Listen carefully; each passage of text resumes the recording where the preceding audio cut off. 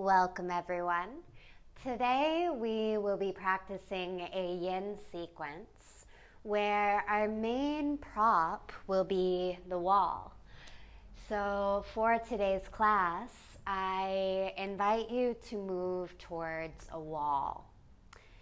You can have your mat in either orientation, though I would say probably the opposite of how I have my mat set up is probably most desirable.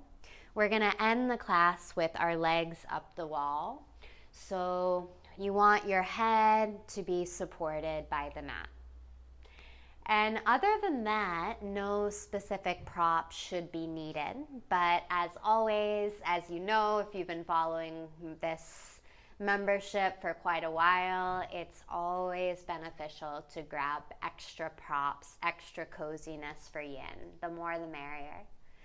And with that, we will jump right in. We're going to start class today by lying on our backs.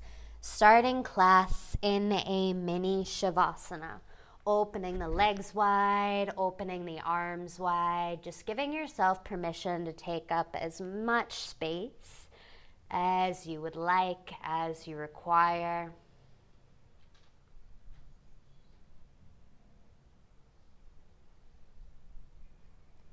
And then just begin to close the eyes.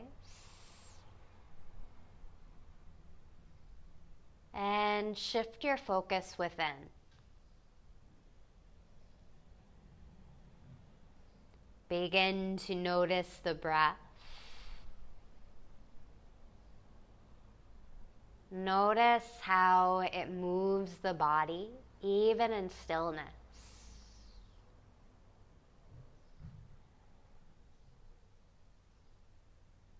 See if you are able to tune in to what's happening underneath the surface.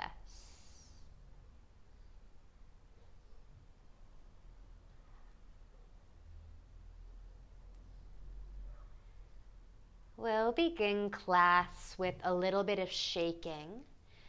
We will keep the low back on the ground.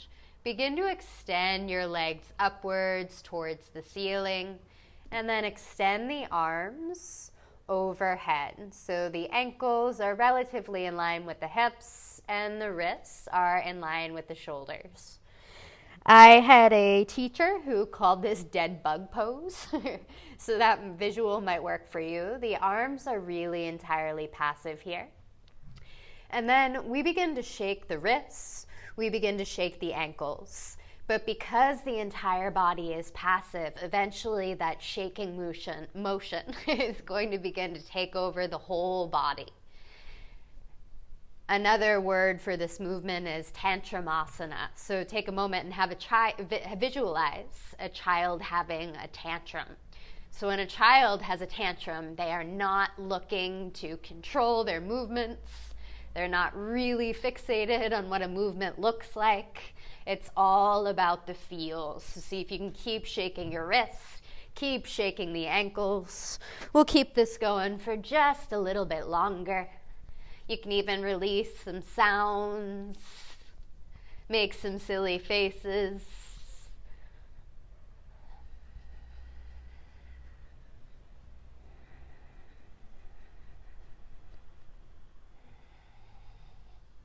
Last few seconds, give it all you got. And slowly release with as little movement as you can. Make your way to pentacle pose, a brief mini shavasana. Feel the heart beat. Notice if your breath rate became a little bit quicker. See if you can return back to that slow, even rhythm of breath in and out the nose. As we move into our more traditional yin hold, we'll bend our knees, bring the soles of the feet down to the ground, preparing for broken wing pose. rolling to the right, so the left side body peels off of the ground. And then you can slide your left hand behind you. The thumb points up, all the other 4 fingers point to the right. And then you lower your body weight completely on that left hand. The palm faces down. You know you've done that if your knees are now pointed straight up towards the ceiling. If they're not, you have to keep rolling onto that left hand.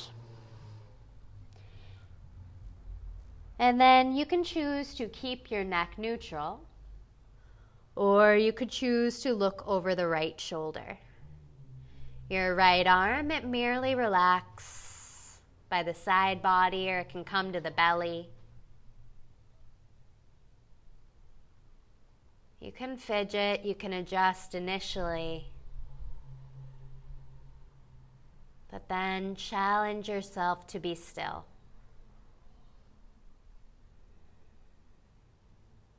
The breath creates the only necessary movements in the shape.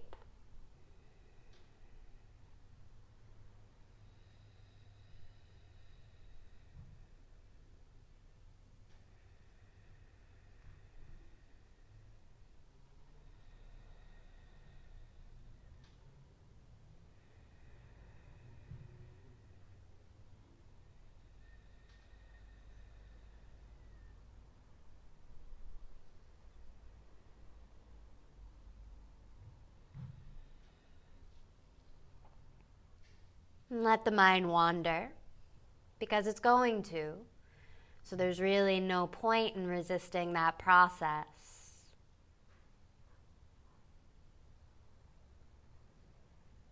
Instead, just let it be a practice of how quickly you can return your awareness back to the breath, back to the body. Last few slow rounds of breath.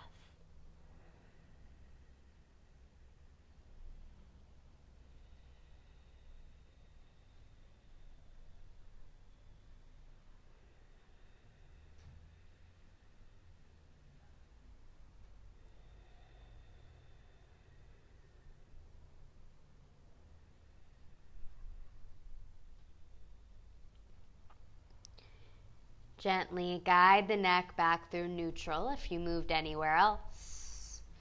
Bend the knees, return the soles of the feet down to the ground. And then gently roll your body weight over to the right so you can release your left arm long. Make your way to a brief pentacle pose. You might feel some numbing, some tingling changes in circulation.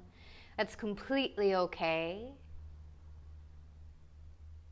See if you can watch it without reacting to it.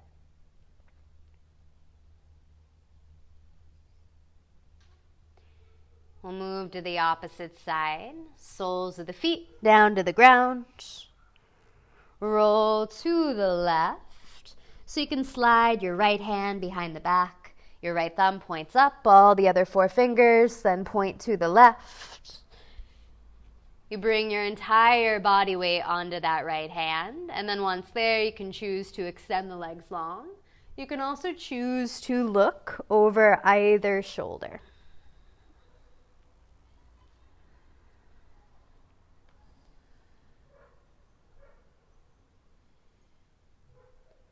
And in the absence of my words, in the absence of my talking,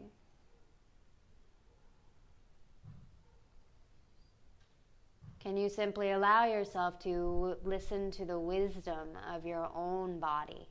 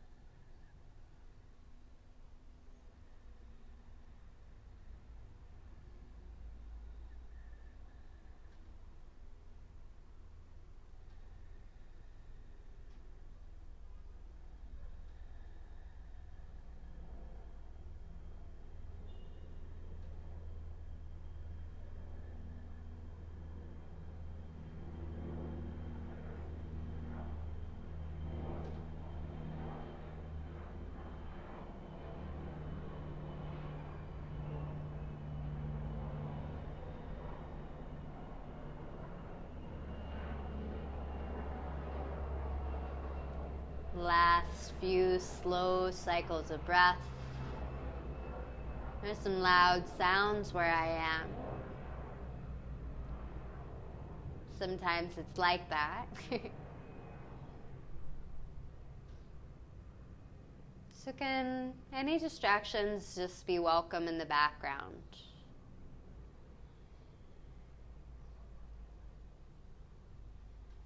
Gently rotate the neck back through neutral. You can bend your legs. Roll to the left just enough so that you can slowly release your right arm long. And with as little movement as you can, make your way to a brief pentacle pose, just taking up space, allowing the body to integrate.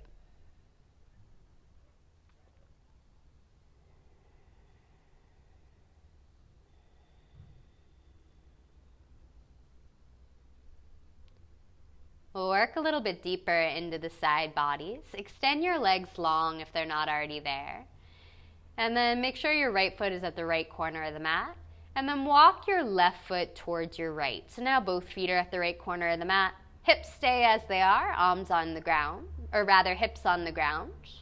And then begin to arc the upper body up and over to the right. So you're creating this C curve with the body, creating some length in the left side body by slightly compressing the right.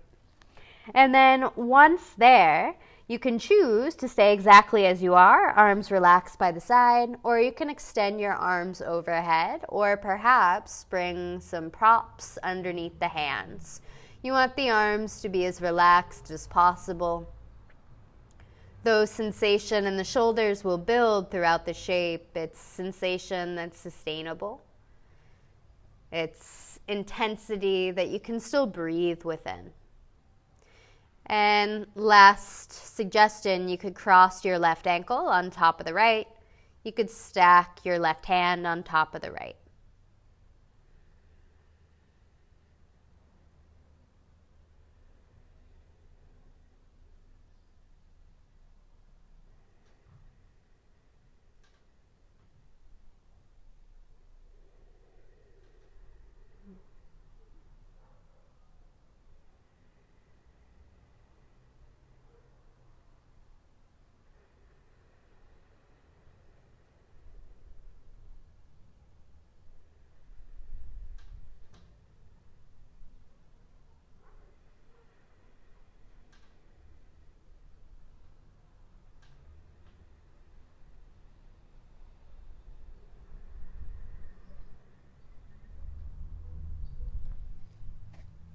We'll be here for just a little longer. Is there one more way that you could soften?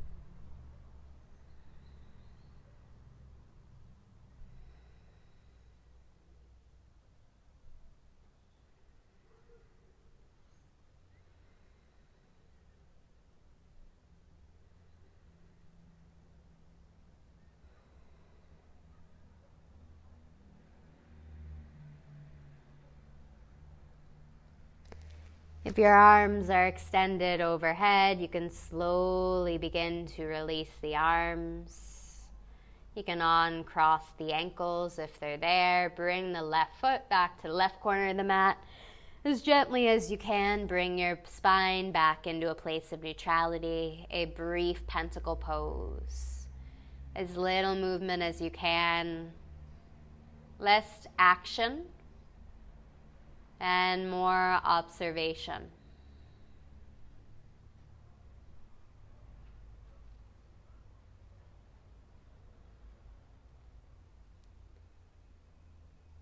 We'll repeat the same shape on the opposite side. Now bring your right foot towards your left foot. Both hips stay on the ground. And you can begin to arc the upper body up and overhead. And you can make the choice to stay right there. Or you can extend the arms overhead, creating that crescent moon shape. You can choose to cross your right ankle on top of the left, and you can stack your right palm on the left as well. Your neck really kind of continues that arc in the spine. So the neck remains relatively neutral.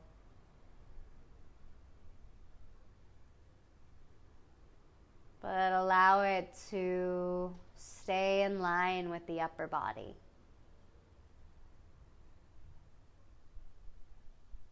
We're only here for 2 minutes, in any given shape for 2 minutes in this class. So see if you can settle in right away.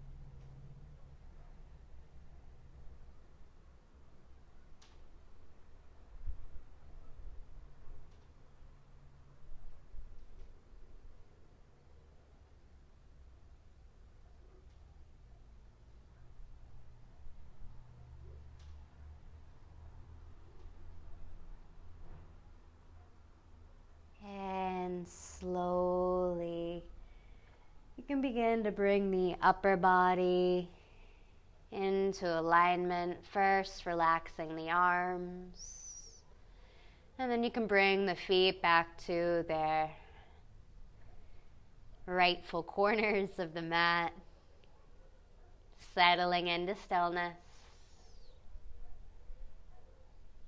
Just simply feeling the breath once again.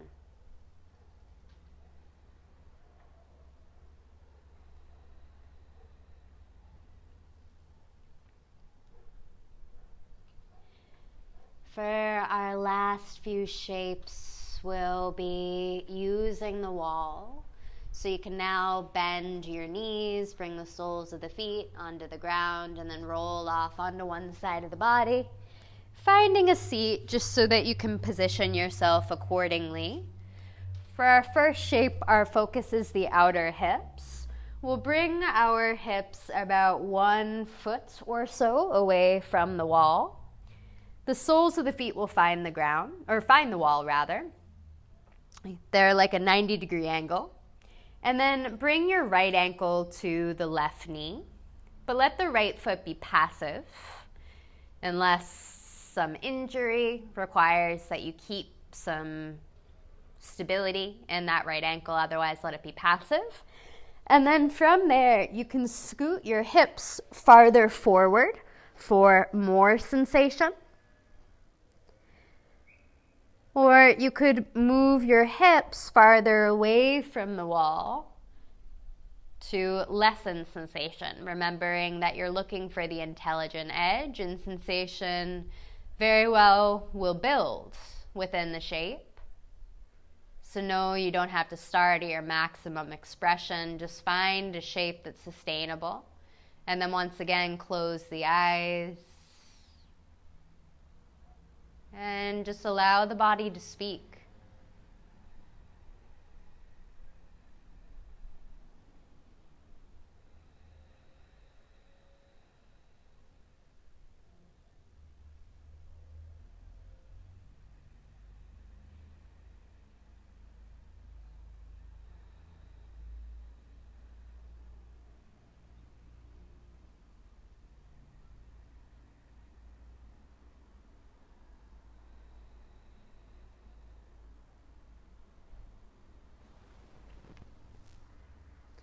We're about halfway there.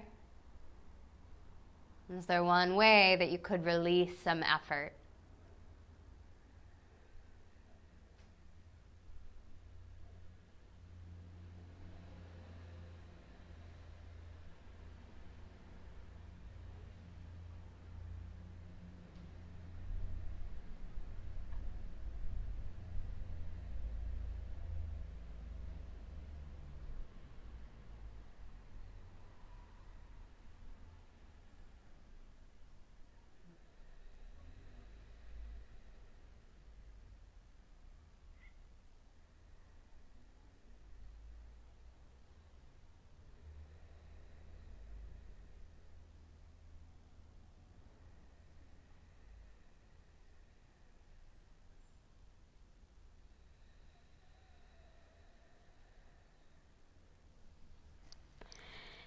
And very slowly, knowing that these shapes are often most sensational in their release, you can use your hands to guide that right leg out of the figure 4 and briefly extend the right leg long up the wall if it feels good. You can give that right leg a quick shake. And then when ready, bring the sole of the right foot against the wall. Left ankle to the right knee. Now you might have to adjust the position of your hips. For most of us, one hip is significantly tighter than the other, so knowing our intention is to stay with the intelligent edge, you can move your hips a little bit closer, a little bit farther away. Give yourself permission to take up space.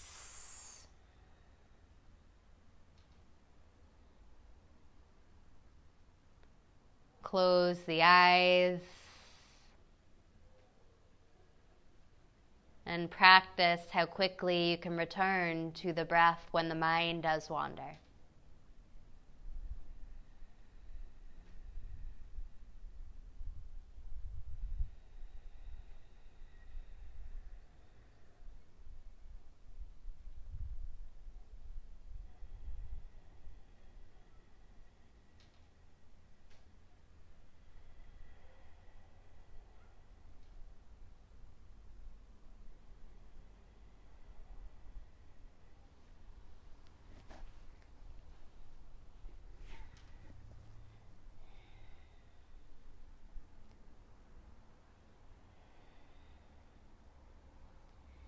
And fidgeting, moving just to move, that's one thing. But making a conscious choice to adjust the shape is a whole other. If you find that in the practice the shape becomes unsustainable in physicality, by all means, do move. If you find that a shape becomes very easy, then by all means, do move. But let it be a conscious choice. Now gently we can slowly begin to remove that left ankle from the left knee. You can extend the legs up the wall. And here's where we'll stay for the next few minutes. So you could choose to shift your hips so that they are right up against the wall. Or you could also choose to keep the hips as they are. My hips are about 6 inches to a foot away from the wall, and that feels really, really nice on my low back. Honor what feels good for you. You can relax your arms by your sides, or you can bring your hands to your body. Wherever you are, just close the eyes and feel the belly rise and fall.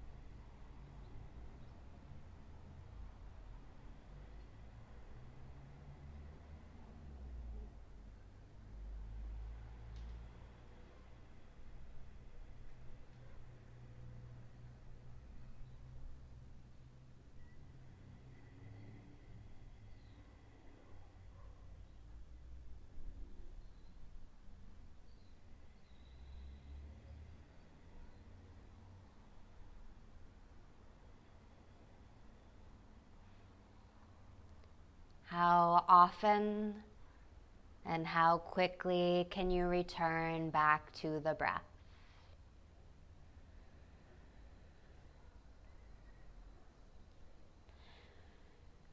So if you have a good thing going on in this shape, you can certainly stay here. For the next 2 minutes, if it serves you, I invite you to shift your hips so that they are right up against the wall, and then open your legs out towards a straddle position. If this is too intense, know that it's entirely optional. First off, you can choose to keep your legs extended. And you could also bring the soles of the feet to touch, knees out wide, staying in a supported butterfly shape. So find your shape. This will be our last 2 minutes using the wall.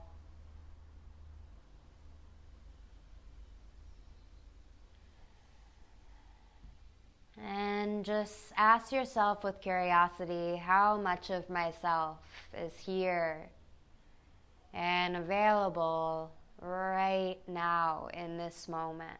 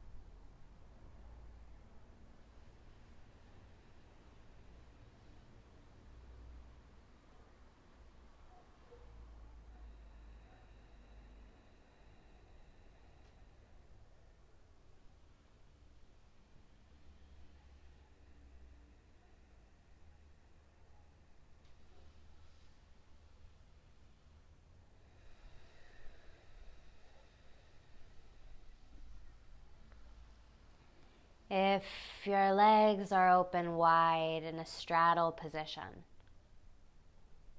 use your hands. I really encourage that, specifically within this shape. And extend the legs up the wall once again. We're here very, very, very briefly. You can let the legs be as soft as they need to be. Legs can be bent, feet can be at whatever distance they want apart. Just take a moment and recalibrate. And then we will all meet either by bringing the soles of the feet up against the wall, or simply bring the knees inwards towards your chest, taking a moment to once again pause, to feel.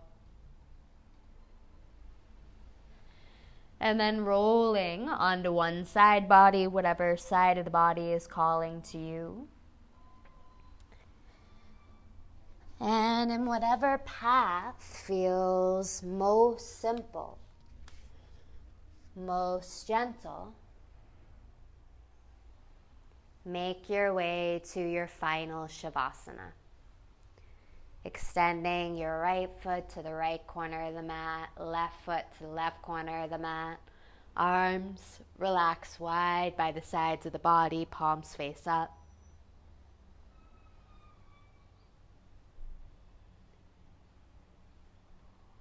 It is here where I leave you today.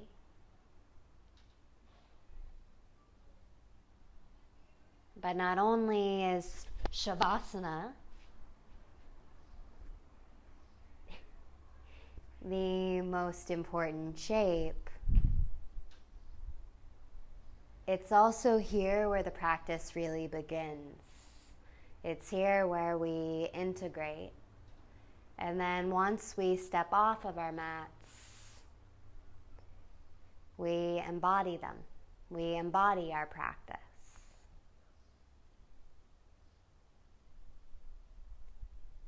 That's a beautiful, beautiful process. And it requires rest. So I hope you give yourself a few minutes to simply stay. It was a pleasure. I look forward to practicing with you soon.